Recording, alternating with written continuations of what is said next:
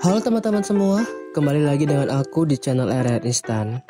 Oke Mama, kali ini aku akan membahas kelanjutan dari anime Kimetsu no Yaiba season kedua kemarin yang susah banget aku akalinya karena selalu kena copyright terus.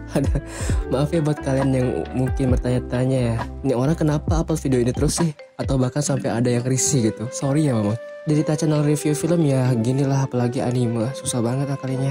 Moga aja kali ini lancar tanpa hambatan, gak kayak hubungan kamu dengan doi ya, yang banyak ranjaunya. Video kali ini akan berjudul Seluruh Alur Kimetsu no Yaiba season ketiga, Katana Kaji no Satohen atau Arts Desa Pengrajin Pedang. Tanpa berlama-lama lagi, siapkan telinga kalian, perhatikan baik-baik, dan cerita pun dimulai. Setelah pertempuran Tanjiro and the Gang serta Uzui dan haremnya, kita diperlihatkan sosok-sosok dari iblis rembulan atas yang menjadi momok bagi para manusia sejak ratusan tahun lalu. Iblis rembulan itu diantaranya adalah Akaza, iblis rembulan atas nomor 3, si eksekutor Rengoku Kyojuro, pilar api. Douma, iblis rembulan atas nomor 2, Gyoko, rembulan atas kelima, Hatengo, rembulan atas keempat, dan Kakushibo, rembulan atas nomor 1. Mereka semua dipanggil oleh Muzan ke sebuah ruangan yang nampaknya diciptakan oleh wanita Biwa untuk menjadi tempat rapat para iblis rembulan atas. Berdasarkan perkataan Hatengo, alasan mengapa mereka dikumpulkan adalah untuk membahas sesuatu yang buruk yang bahkan itu menjadi sejarah baru setelah 113 tahun berlalu. Ya, walaupun mereka semua bekerja di bawah perintah Michael Muzan, tapi nampaknya para iblis rembulan atas ini gak akur satu sama lain. Mulai dari perkataan Gyoko ke Akaza yang secara sengaja mengejeknya, Akaza yang ringan tangan ke Douma, ataupun niat terang-terangan Akaza untuk menghabisi Kakushibo. Tapi walaupun begitu, mereka semua punya sosok yang sangat dihormati dan ditakuti, yang tidak lain adalah si Muzan. Pertengkaran mereka seketika berhenti ketika Muzan menampakkan aura dan dirinya. Perkataan pertama yang keluar dari mulut Muzan adalah berita tentang kematian Gyotaro dan Daki yang secara otomatis mengurangi jumlah iblis rembulan atas. Kemarahan Muzan juga tertuju pada seluruh anggota iblis rembulan atas yang mungkin sudah ratusan tahun tidak berhasil menemukan bunga lili laba-laba biru dan keluarga Ubuyashiki atau Oyakata. Masing-masing mereka pun melakukan pembelaan diri, namun Gyoko dengan pedenya mengatakan bahwa ia mempunyai informasi yang dapat membuat kemajuan untuk menggapai mimpi si Muzan. Namun belum sempat ia menjelaskan secara rinci, tahu-tahu kepalanya udah ada di tangan Muzan. Muzan sangat tidak suka dengan ketidakpastian. Lantas Muzan pun menyuruh Gyoko pergi bersama dengan Hatengo untuk memastikan informasi yang dimiliki oleh Gyoko itu benar-benar berguna. Mereka pun akhirnya pergi. Panel selanjutnya menampilkan sesosok pria yang sedang menggendong seorang bayi. Pria itu tampak memakai anting yang sama seperti yang digunakan oleh Tanjiro. Selain itu juga diperlihatkan ayah dari anak bayi yang sedang digendong pria beranting Hanafuda itu. Ayah dari bayi itu tampak mirip sekali dengan Tanjiro. Pria beranting Hanafuda mengatakan kalau dirinya harus segera melanjutkan perjalanannya. Namun pria yang mirip Tanjiro itu merasa keberatan. Ia merasa masih berhutang nyawa pada pria beranting Hanafuda. Karena berkat pria beranting Hanafuda itulah keluarganya masih hidup. Pria Hanafuda itu kemudian memanggil Tanjiro Kawi dengan nama Sumiyoshi. Sumiyoshi menganggap pria Hanafuda itu sebagai pahlawan yang sangat berjasa bagi dirinya. Namun ia malah merasa rendah diri dan menganggap dirinya tidak berharga. Kemudian sebuah suara hati memohon pada pria beranting Hanafuda untuk tidak menganggap dirinya seperti itu. Lalu kemudian kita diperlihatkan bahwa dialog antara Sumiyoshi dan pria beranting Hanafuda itu terjadi dalam mimpi Tanjiro sebelum dia akhirnya siuman setelah 2 bulan koma. Keadaan mereka semua baik-baik saja setelah pertempuran hebat melawan iblis rembulan atas nomor 6, Gyotaro Daki. Zenitsu langsung sadar sehari setelah perang, sementara Inosuke dan Tanjiro sembuh di saat yang hampir bersamaan. Gimana keadaan Uzui? Dia mah enak, punya 3 istri, tinggal ngeharem aja lagi. Mana mau pensi lagi jadi pilar? Ya wajar aja ya, keadaannya udah cacat dan dia juga takut gak bisa ngelindungin 3 waifunya. Oke, kembali lagi ke cerita. Tanjiro yang udah pulih menanyakan kepada 3 loli temannya mengenai apakah dirinya dapat pedang baru dari Haganezuka. Tentu aja enggak, melihat perangai Haganezuka yang kayak begitu. Malah si Haganezuka marah banget sama Tanjiro dan ngancem kalau dirinya nggak bakal ngebuatin pedang buat Tanjiro lagi. Tentu hal semacam ini membuat Tanjiro ketar-ketir. Gimana caranya dia bisa ngerjain misinya ngebantai para iblis tanpa senjata nih? Jadi atas saran para loli, Tanjiro pun berangkat ke desa para pengrajin pedang atas izin dari Oyakata sama. Kenapa perlu izin? Karena akan bahaya kalau musuh tahu tempat pengrajin pedang yang selama ini menyediakan senjata bagi para pemburu iblis. Tanjiro bahkan dibawa dengan cara ditutup mata dan telinganya. Dan satu lagi, Penciuman Tanjiro yang kuat pun harus ditutup juga. Sebegitu rahasianya desa para pengrajin pedang ini, bahkan untuk para pemburu iblis. Kakushi yang membawanya pun ditugaskan dengan cara estafet, agar kerahasiaan desa itu tetap terjaga. Setelah melewati segala bentuk peraturan itu, akhirnya Tanjiro pun tiba di desa para pengrajin pedang. Tanjiro langsung menemui ketua RT di desa tersebut untuk menanyakan tentang keberadaan Haganezuka. Namun Pak RT mengatakan bahwa dirinya pun sedang mencari Haganezuka. Jadi dia menyerahkan Tanjiro yang baru aja pulih itu untuk berendam di pemandian air panas sembari menunggu mereka menemukan Haganezuka. Jadi setelah itu, Tanjiro pun langsung menuju ke pemandian air panas. Saat di tengah jalan, tidak disangka-sangka Tanjiro bertemu dengan Kanroji, si pilar cinta yang kelewat heboh. Namun Kanroji langsung pergi saat diberitahu bahwa Pak RT udah nyiapin makanan yang banyak. Kemudian saat hendak berendam, Tanjiro menemukan sebuah gigi yang ternyata milik si Shinazugawa Genya, orang barbar yang seletingan dengan Tanjiro saat baru masuk jadi pemburu iblis. Tanjiro yang friendly dengan polosnya memanggil Genya dengan nama lengkap. Namun si Genya nggak seneng dan langsung jeburin kepala Tanjiro ke dalam air panas cuy. Pertemuan mereka tidak pernah berlangsung damai. Setelah itu, Tanjiro menceritakan apa yang terjadi barusan kepada Kanroji. Kanroji menyadari sesuatu jika Shinazugawa Sanemi, sang pilar angin yang pernah menusuk Nezuko di akhir season 1 dulu, itu merupakan saudara dari Shinazugawa Genya. Namun ternyata hubungan antara Sanemi si kakak dan Genya si adik ini tidak akur. Nanti kita bakal tahu nih kenapa bisa jadi begini ya Mang. Sabar ya. Setelah acara makan-makan mereka berdua selesai, Kanroji menaruh rasa kagum pada Tanjiro. Dirinya pun mengatakan bahwa ada sesuatu di desa itu yang dapat membuat Tanjiro lebih kuat dan menyuruh Tanjiro untuk mencarinya. Ya, jadi karena si Tanjiro ini gak ada kerjaan, jadi dia gak punya pilihan lain lagi selain ngikutin sarannya si Kanroji. Dan saat sedang mencari benda itu, Tanjiro bertemu salah seorang pilar lagi nih. Dia adalah Tokito Muichiro, sang pilar kabut. Muichiro kelihatannya sedang berdebat dengan seorang bocil mengenai kunci sebuah benda. Muichiro pun akhirnya main kasar, dan tentu aja si Tanjiro nggak bisa ngebiarin itu. Tapi malah dia yang kena, mau gimana lagi ya.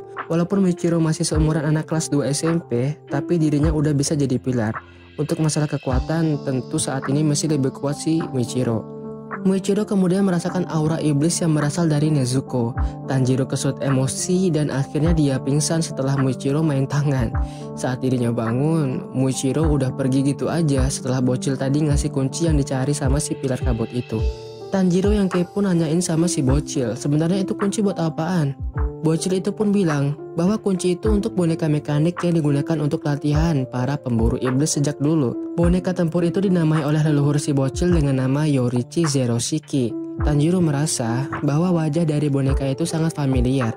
Bagi kita viewers nih, kita bisa tahu kalau boneka yang bernama Yorichi ini mirip dengan pria beranting Hanafuda yang ada dalam mimpi Tanjiro sebelum dia bangun dari komanya dulu. Tapi Tanjiro belum menyadari itu. Si bocil mengatakan alasan mengapa dia pada awalnya nggak mau memberikan kunci itu pada si Muichiro adalah karena usia Yorichi udah lebih dari 300 tahun.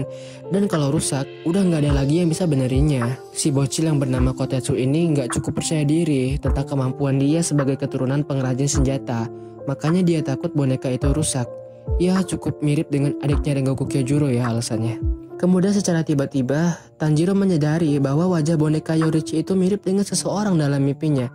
Menurut Kotetsu, itu merupakan sebuah ingatan yang diwariskan. Di tengah percakapan itu, akhirnya Muichiro merusak boneka Yorichi di depan Kotetsu.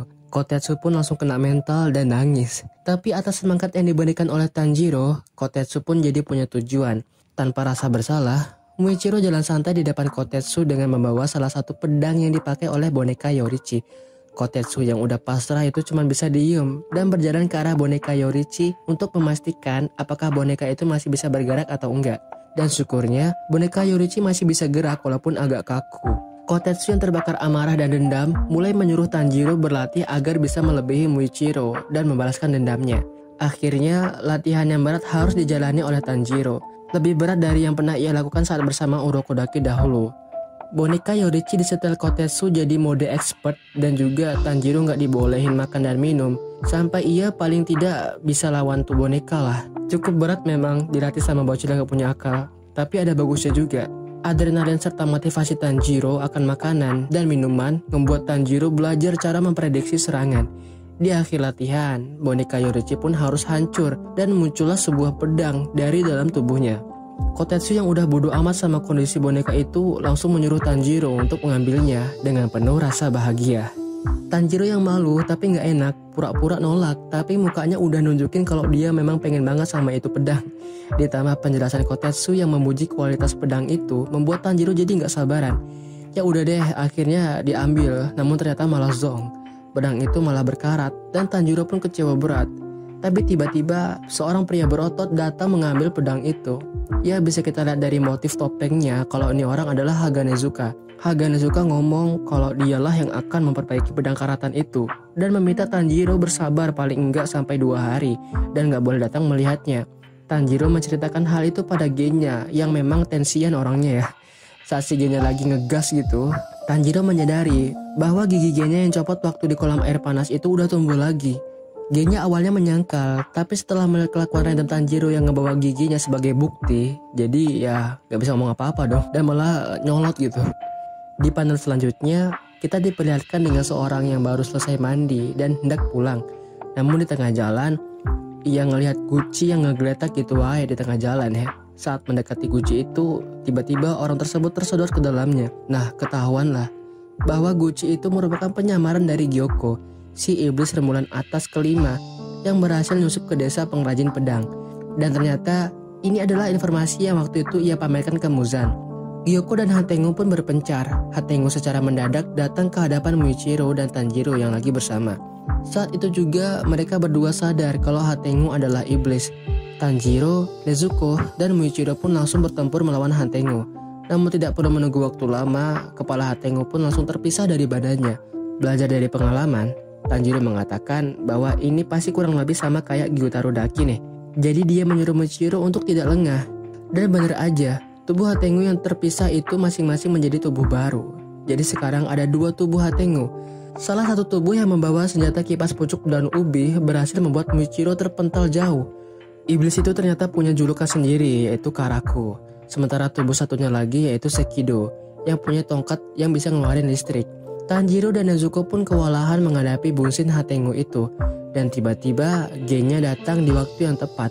Genya langsung menembakkan SG dengan satu tangan ke kepala Sekido Karaku dan berhasil piercing shot nih. Kepala Sekido dan Karaku pun hilang dari tubuhnya. Untuk memastikan kekalahan 2 iblis bunsin Hatengo itu, Genya pun langsung menebasnya. Namun Tanjiro pakai telat segala lagi ngasih taunya. Jadi mereka pecah lagi menjadi 2. Total bunsin Hatengo sekarang jadi 4. Setelah ditambah tubuh yang pakai senjata Zilong serta iblis yang mirip dengan Kaja. Iblis bersayap itu membawa Tanjiro terbang dan memisahkannya dengan Genya serta Nezuko. Genya tertusuk tombak Zilong, sementara Tanjiro kena teriakan iblis burung dan membuatnya terjatuh dari ketinggian. Iblis burung itu pun menahan Tanjiro saat jatuh dan bersiap menyerangnya lagi. Namun pada selanjutnya beralih pada Muichiro yang tadi terpental jauh. Muichiro berniat kembali ke tempat pertempuran awal tadi. Akan tetapi, di tengah jalan ia melihat anak kecil yang ternyata adalah Kotetsu yang sedang diserang oleh iblis mirip ikan lohan. Muichiro awalnya menganggap bahwa menyelamatkan Kotetsu gak berarti apa-apa ketimbang buru-buru join war. Namun dia tiba-tiba terbayang wajah Tanjiro yang mengatakan jika membantu orang lain juga akan bermanfaat baginya nanti. Muichiro langsung berubah pikiran dan berhasil mengalahkan iblis itu dengan cepat. Kotetsu pun tiba-tiba udah gak punya dendam lagi nih sama si Muichiro. Setelah itu, Muichiro pun berniat kembali ke pertarungan sesungguhnya. Namun Kotetsu memintanya untuk menyelamatkan Kanamori dan Haganezuka yang juga diserang. Bagi yang gak tahu, Kanamori adalah orang yang nempa pedang buat Inosuke. Oke, awalnya Muichiro menolak. Tapi lagi-lagi bayang-bayang seseorang yang kali ini adalah Oyakata datang di pikirannya. Yang mengatakan bahwa Muichiro pasti dapat menemukan dirinya lagi. Sontak itu membuat Muichiro terbayang saat dirinya sekarat dan nampak tengah dirawat oleh Oyakata dan istrinya. Di sini akhirnya kita tahu nih bahwa selama ini Muichiro itu kehilangan ingatannya. Dan Oyakata berpesan untuk jangan melewatkan satu kesempatan yang bahkan sepele sekalipun, karena mungkin aja itu dapat mengembalikan ingatannya yang samar-samar. Setelah itu, Muichiro pun menggendong Kotetsu dan menuju ke tempat Kanamori dan Haganezuka berada. Kembali ke pertarungan Tanjiro, Genya, dan Nezuko. Tanjiro setidaknya mampu memahami pola kekuatan musuh yang ternyata cuma mampu membelah diri menjadi 4 tubuh aja. Jika tetap dipaksain, maka kekuatan mereka juga akan terpecah. Sementara Nezuko dengan susah payah berhasil mementalkan iblis daun pucuk ubi dengan senjatanya dan gennya yang walaupun ditusuk berkali-kali tetap masih bisa berdiri. Tidak lama kemudian, pergelutan Tanjiro dan iblis burung kajai pun ikut masuk ke dalam rumah, tempat warung utama mereka. Tanjiro yang baru aja landing itu ngeliat adiknya lagi disetrum sama Sekido yang punya tongkat PLN. Belum sempat dia nyelamatin Nezuko, iblis daun pucuk ubi itu datang rusuh dengan ngasih serangan yang kuat dari atas dan ngebuat Nezuko serta Tanjiro hilang kesadaran. Ketiga iblis Bushin Hatengo itu berkumpul dan berniat mengakhiri pergelutan itu. Kok cuma 3? Kan ada 4. Ya, yang satu lagi masih gelut sama si J-nya. Beralih lagi ke Muichiro yang kini menghadapi Gyoko yang mau ngerusuh Kanamori dan Hagenezuka yang berada dalam gubuk dan lagi nempa pedang. Gyoko memprovokasi Muichiro dengan tubuh para penempa pedang yang telah ia makan dan menjadikan bagian tubuh yang tersisa menjadi satu. Muichiro yang harus gelut sambil melindungi Kanamori dan Kotetsu itu gak bisa leluasa. Dia terkena serangan jarum beracun dari ikan-ikan Gyoko. Saat Muichiro dalam pengaruh racun Gyoko, ia melihat kenangan masa lalunya. Dan ketika ia sadar, tubuhnya sudah berada dalam jurus darah iblis Gyoko yang berelemen air. Bagi pemburu iblis yang menggunakan teknik penapasan, tentu aja tenggelam dalam air merupakan kehilangan senjata terbesar, sehingga Muichiro tidak dapat lepas dari jurus Gyoko.